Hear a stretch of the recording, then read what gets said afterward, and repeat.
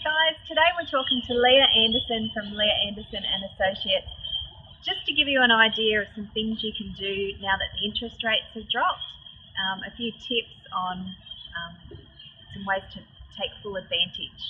So let's hear from Leah. Thanks. So tip number one is to, first of all, if you hear that the rates have dropped, to give your bank a quick call or go in and see them.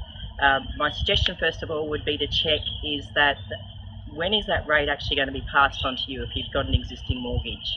You might find, and don't be surprised sometimes, that it takes a little bit longer for the rate to be passed on to an existing client more so than it does to a new client. So check that out first of all. Now while you're on the phone to them, I would also suggest that you actually ask them, can they do an even better rate for you to keep your business?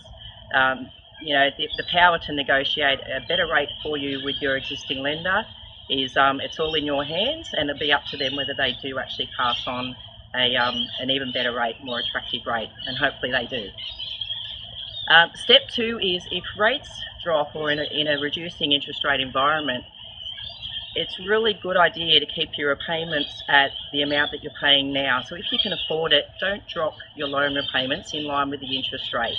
It's an absolutely fantastic time for you to keep building equity in your property and getting ahead on your loan.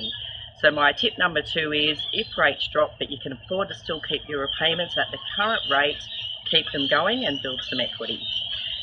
My third and final point is, why not engage a finance specialist to look at seeing whether they can actually get a better rate or product for you. It's a free service, and it's a really good time to get out there and have a specialist compare against all the other lenders and see what you've got now and see whether they can get you a better package or a better deal.